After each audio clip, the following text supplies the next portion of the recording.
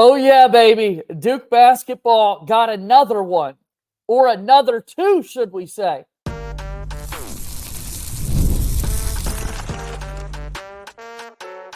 You are Locked On Blue Devils, your daily podcast on the Duke Blue Devils. Part of the Locked On Podcast Network, your team every day. Hello, everybody, and welcome into another episode of the Locked On Blue Devils podcast. My name is JJ Jackson, and it is so great to have you here with us on Friday, October 11th, 2024. Locked On Blue Devils is your one-stop shop where we discuss everything going on in the life of Duke athletics. We talk a whole lot about men's basketball and football on this very show, and as you can see in the title here today, Duke basketball gets another couple of commits. The Boozer twins are coming to play for Duke next season, and we are so excited about it. Kevin Connelly's back with us once again on the program to break it all down, what this means for the Blue Devils, and what's next for Jon Scheyer and the Duke men's basketball team. We'll dive into all of that throughout the course of today's show. If you have not done so already, please be sure to follow and subscribe to Locked On Blue Devils for free, wherever it is that you get your podcasts. Be sure to leave us a 5-star rating and written review. The algorithms are big fans of those written reviews. And it also takes some time, if you will, to check us out on YouTube. Watch the show each and every day. Like this video, share it with your friends, and so much more. We're on X at LO_Blue Devils, and I'm there as well at _JJ_Jackson_. Cameron and Cayden Boozer commit to play basketball for Duke University. And again, Kevin Connelly, the site expert from Durham, is here with us. We got him, Kevin. Such a good way to start the Friday. Yeah, it was. Duke, at long last, finally lands their first two commitments in the class of 2025. So pretty good feelings heading into the season in Durham, and now you could keep an eye on the future as well with Cameron and Cayden Boozer. It kind of took us long enough that the talk out there, as these stories have come out, there have been quotes from Cameron and Cayden. They released this video together with the Players Tribune. They're on FaceTime with their older brother, Carmani, who is a baseball player, talking about, hey, the decision to end up going to Duke. But everyone wants the record to show this was a difficult decision for them to make. Miami was really in it. But at the end of the day, Kevin Connelly, the Duke Blue Devils, and Jon Scheyer got the job done once again. They get their two main priorities in this 2025 recruiting class. Yeah, I think a lot of people outside of this recruitment are going to say it was probably fairly easy given the family's history with Duke and their father, Carlos, being a national champion at Duke, as well as being in the Athletics Hall of Fame. But that was not the case at all. In fact, Duke had to make up a lot of ground throughout this recruitment. The hometown schools, Miami, Florida, they were really in the lead for quite some time for the Boozers. And then it was right around when they just went on their last little tour of their three finalists, Duke, Miami, and Florida. And Duke was the first school that they had as that unofficial visit toward the end of August is when it was. And Jon Scheyer did a lot of work there. He made up a lot of ground, and that's when Duke went in the lead. And throughout the next 5 to 6 weeks, they were able to close the deal and make this a good one. So, yeah, you really got to tip your cap to Jon Scheyer and this coaching staff, because this was not a slam dunk like Cooper Flagg was a couple of months ago. This was a recruitment where they had to make up a lot of ground, and they really had to pitch themselves to the Boozer twins, despite the family's history with the program and the school. And they did it, and it landed in two commitments this Friday morning. Without a doubt. I mean, you think about what the Duke basketball team has been able to do on the recruiting trail over the years. We talk a lot about the brotherhood. We talk a lot about it being a family. These are actual brothers that are going to play at the same time for Duke basketball, like the Jones brothers, the Plumleys, so many great players down the line for the Duke basketball team. And now they play for the same school their father did. I mean, it's so good. We could go on. Ryan Kelly and Sean Kelly, the Pagliucas, were walk-ons who played for the Duke basketball team. Jared McCain, his brother is a manager. Yep. And who knows? We could have the Knipples too. Yeah. It's going to be fun to watch. It's going to be really fun to watch how this all comes to be. But yeah, to follow in your father's footsteps nearly 2 decades later, or more than 2 decades later, and hope that they can end up winning a national championship. This is kind of where you start. Now that you got him, we'll talk a little bit later about where Duke can kind of turn from here. But talk about this Duke basketball team. They get Cooper Flagg in the class of 2024, and we'll focus on Cameron here for a moment. The number 2 player in the country behind A.J. DeBonsa Massive commit for this Duke basketball team. Already a projected top 3 pick in the 2026 NBA draft. Kind of crazy. We already know these things, but that's the basketball world in this day and age. He's a damn good basketball player. Yeah, I think you look at Cameron and Cayden, and they've won everywhere and at every level, right? Every uh, place you could possibly play in high school, AAU circuit, EYBL. They've won at every age group as well. So these kids are just winners. Everywhere they go, they win, they perform. Now, obviously, it's going to be a little bit more difficult at the college level playing against guys who are much older than you rather than at the AAU level or at the high school level where the competition might not always be as great despite the age range. But one thing I want to mention, and we'll have a story up on this over at balldurham.com, probably should be out either later today or tomorrow. Cooper Flagg, not directly, indirectly, played a massive role in Duke getting the Boozer twins because obviously everybody knows Cooper Flagg was a 2025 recruit about a year ago before he eventually made his commitment to Duke, and he reclassified because he had the age requirement to be in the 2025 NBA draft, so he reclassified into 2024. Had he not had that age requirement and had to remain a 2025 player, Cooper Flagg would still be a Duke Blue Devil next year, but Cameron and Cayden Boozer would not be. They play the same position. You could probably say when they were playing against each other on the EYBL circuit in an AAU ball, there was a little bit of a rivalry between Cooper and Cameron. Now, I'm sure that's all squashed in water under the bridge because they're going to play for the same program. They're not going to be teammates, obviously, because Cooper is going to be in the NBA when Cameron is a freshman. But if Cooper Flagg had not reclassified into 2024, we would not be having this conversation right now about Cameron and Cayden Boozer being Duke Blue Devils. We'd probably be having this conversation about them being Miami Hurricanes with Cooper Flagg being a Blue Devil. Well, fortunately, we get all of it. Not on the same team, but we get Cooper Flagg this upcoming season. We're going to get the Boozer twins next year. Who's going to be a part of that team? Cooper Flagg likely off to the NBA. That's future conversations that we will have, but it's something that we love to kind of monitor. Scholarship charts are coming soon on my page like they always are, and we'll show it at some point.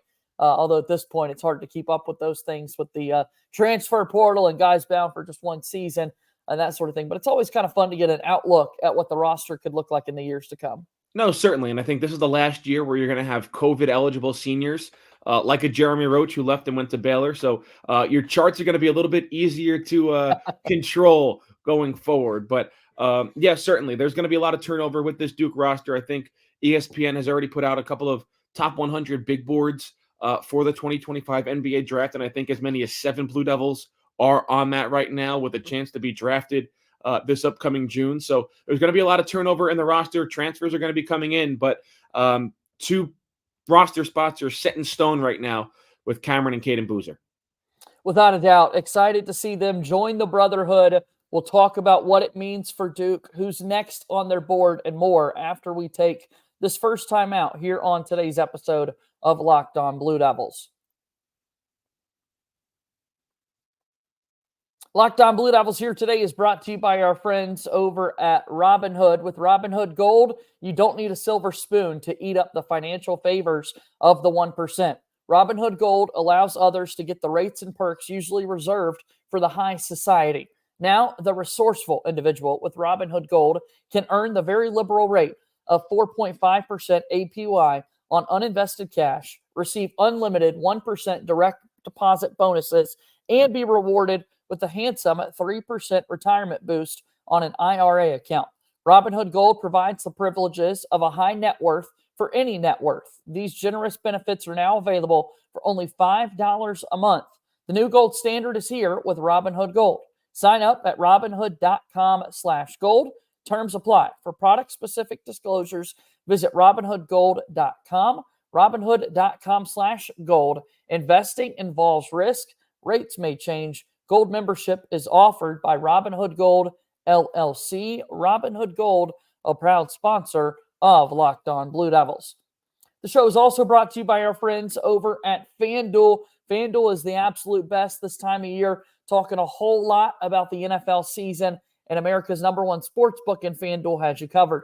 Fun game last night between the Seahawks and the San Francisco 49ers, and all the more exciting NFL action coming up this weekend. When you get the hunch in the middle of the game, you can check out the latest stats, view live play-by-play, and so much more on the same page where you place your bets with FanDuel. You'll get started with $200 in bonus bets guaranteed when you place your first $5 bet. That's FanDuel.com. FanDuel is a proud sponsor of Locked On Blue Devils.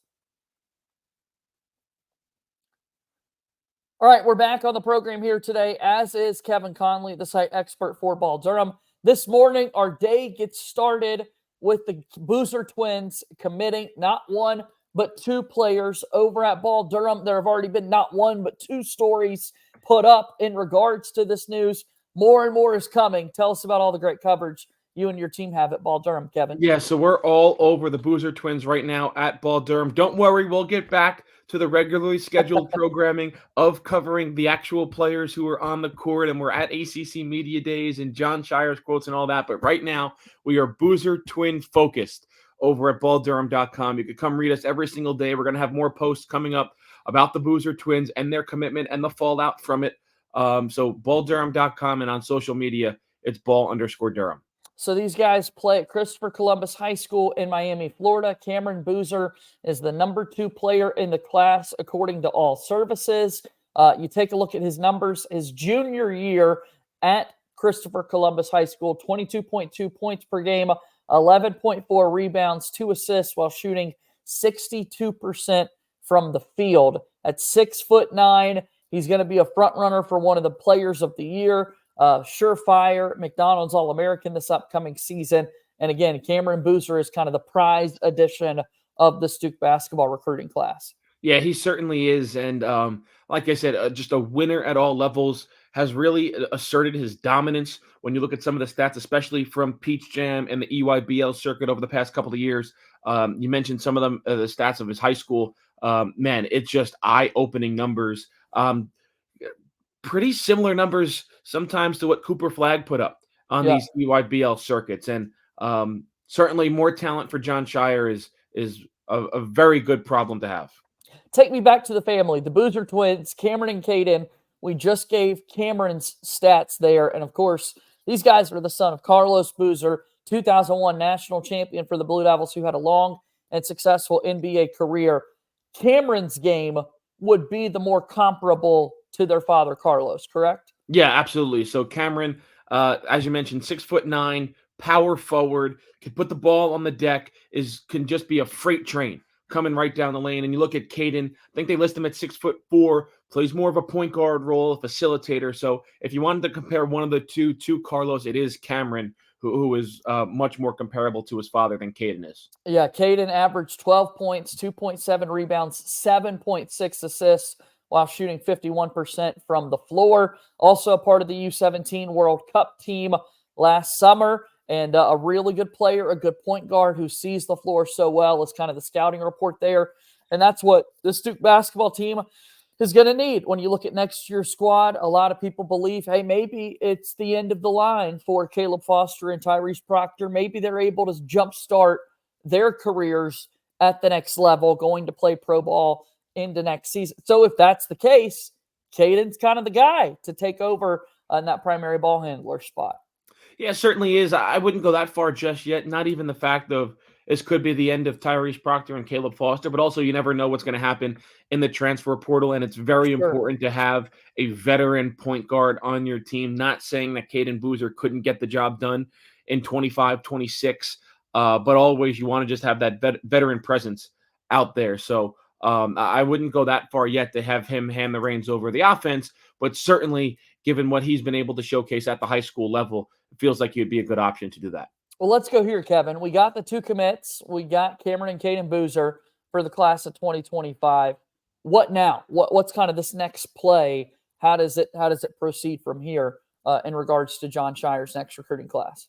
Well, you have two recruits locked in. You had 0, so you didn't even have a ranking in the class of 2025. Now you're up at number 5, and the way 24/7 Sports does it, I know some people scratch their heads about it. I'm certainly one of them. There's only 2 programs in the country that have 2 5-star commits. It's Duke and Kentucky, and they're both ranked 5 and 6. They kind of go more of the volume of how many recruits you have compared to the quality of those recruits. So I think it's Notre Dame is number 1 right now in the rankings. Iowa State is 2, Butler is 3, and Marquette is 4, with Duke 5 and Kentucky 6. So that's a little bit of a head scratcher. But to get to your question, Duke is still firmly in contention right now for 3 other high school recruits. I think we talked about it last week or maybe even earlier in this week. Nate Ament is one of them, Shelton Henderson, and a Cayden Lewis. Cayden Lewis has Duke in his top 3. He was all of those 3 players, I should add, were at Countdown to Craziness. But for Cayden Lewis, he was supposed to go to North Carolina last week, cut them from his list completely. Instead, visited Duke for a Countdown to Craziness. So it's Duke, Kentucky, and UConn in the race for him. Shelton Henderson, another player that just cut his list down to 3. Also at Countdown to Craziness, it's Duke, Louisville, and Texas, the 3 schools in contention for him. And then Nate Ament has a little bit more widespread recruitment right now. I don't think he has any finalists. If he does, I think it's somewhere between 8 to 10. So a lot of schools still vying for his services. But you look at him, and in terms of his recruiting profile, listed as a power forward. So how does potentially Duke's recruitment of him change with now Cameron Boozer in the fold? I guess that all remains to be seen.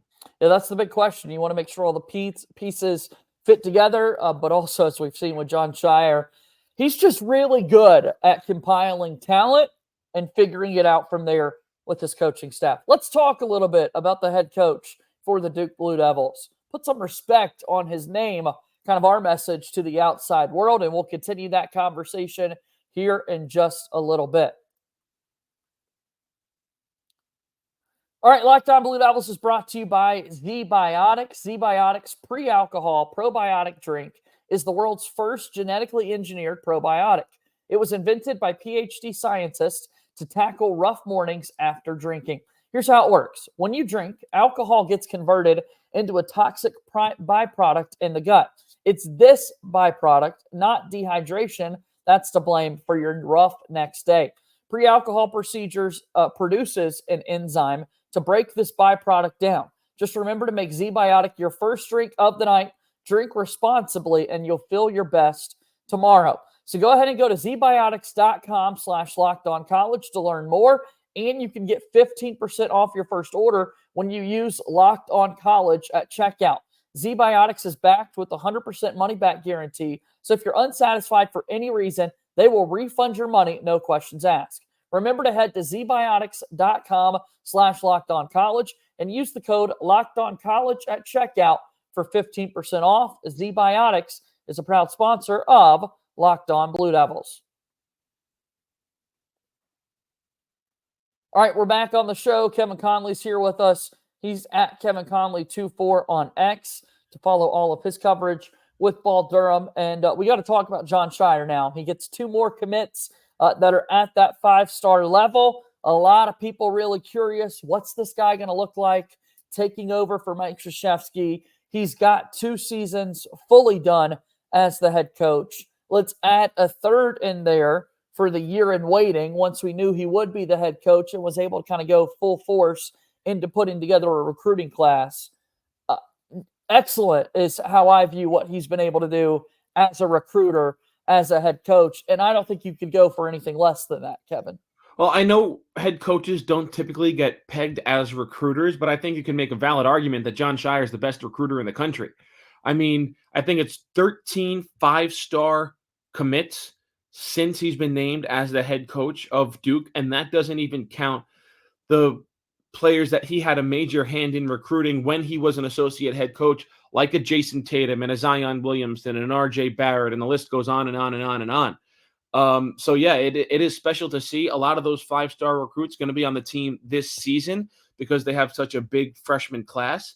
But you look at the first 2 seasons that he has officially been the head coach, an ACC championship and a run to the Elite 8. So obviously the results are there as well. I know at a program like Duke, everything is measured in national championships, and he's fallen short of that or even reaching a Final Four. But the success is there, both on the recruiting trail and on the court. And now it's just to get over that next hurdle and trying to get to a Final Four and then eventually win a national championship. So, Kevin, I'm curious. We're talking about Jon Scheyer and putting together all of these 5 stars 2 more added to the bunch with Cameron and Cayden Boozer committing to Duke this morning. I'd be curious if we were to ask Jon Scheyer kind of which is the hardest commitment to get. And some might think it could have been the 2 most recent ones. Maybe this morning, with just the pursuit of the Boozer twins, ended up being one of his more difficult challenges. As a head coach, I think that's certainly the case. I wonder if you go back to when he was an associate, I think Zion Williamson had to be a tough one too. That was a difficult recruitment. Yeah, I we were know all over the place. Yeah, I know he had a major hand in that one as well. Mike Krzyzewski obviously played a role, and a lot of people, when he made his announcement, thought he was going to Clemson, I think, and he ends up picking up the Duke hat and putting it on. So as a head coach, I definitely think it could be the Boozer twins, as we went over all those reasons at the top of the podcast here. But yeah, I would agree with you. I think this was not an easy recruitment. Had to be a lot of work done by Jon Scheyer specifically, obviously the associates and the assistant coaches as well. But Jon Scheyer had his work cut out for him here, and he was able to get it done. Without a doubt. And you talk about what this basketball team under Jon Scheyer has been able to do, and talking about how great of a recruiter he has been. You just mentioned the coaching staff as well. Chris Carrawell has been on staff for a really long time. Everyone wants to point to Jay Lucas, and rightfully so. He's done an amazing job when he was with Kentucky's staff, and is absolutely an up-and-coming coach. But we kind of talk about legacy. We kind of talk about someone who was around in Carlos Boozer's playing days. Chris Carrawell is somebody else to mention, and he's been back at Duke for a good long while as well. So what a staff, man. Yeah, they do a great job. And you've seen Carlos Boozer come around every now and again back to Duke to watch a game or two. Obviously, he's been around now working for the ACC network and ESPN. I have a feeling next year, and maybe even this year, you're going to see him a little bit more often walking around campus and at Cameron Indoor Stadium. I think the Boozer twins probably are going to come up to watch a couple of games during this season if their schedule permits. Without a doubt, and I'm going to be excited to see that. All right, so now we've got the Boozer twins. Maybe we'll see a couple of more in the class of 2025, and I think we can, take a deep breath, a sigh of relief, and hey, here we are on Friday, October 11th, now 8 days away from next Saturday's exhibition, when we finally get to see this year's Duke basketball team play against somebody other than themselves. No, I agree. You're finally going to see this Duke team on the court next Saturday. However, I will just add, to kind of wrap up this recruiting episode, I think things are going to move quickly now. Just because we talked about the Boozer twins wanting to have this commitment done before their high school season, a lot of other prospects have that same mentality, and especially look at the 2 players of Cayden Lewis and Shelton Henderson, down to 3 schools. When you typically get down to 3, your recruitment doesn't drag out. An announcement is typically forthcoming. So I could see Duke potentially getting a couple of more commitments over the next few weeks. Yeah, glad you made that point. In a lot of ways, Cameron Boozer at the top of the class with his brother Cayden, 2 commits, 2 roster spots, big domino to fall. We talk a lot about free agency in professional sports, and in some regards, that's what it becomes at the college game as well. You want to see where other guys go, to see how teams pivot and whatnot. So a really good point. You've got amazing coverage coming up over at your website, Kevin. One more time before we head out this week, promote all your work. Yep, it's balldurham.com. Come read us every single day, and then on X, you could follow us at ball_Durham. Kevin, thanks for the time, man. We'll talk again soon, okay? Can't wait, JJ. That's Kevin Connelly joining us here on today's episode of Locked On Blue Devils. What a big week it's been. So fired up. The Boozer twins are coming to Duke. That's amazing. We're back at it next week. Enjoy the off week from no football this weekend. We'll have more football coverage coming next week as well. That'll do it for today's show. As always, go Duke. I'll talk to you on Monday. My name is JJ Jackson. Thank you and good day.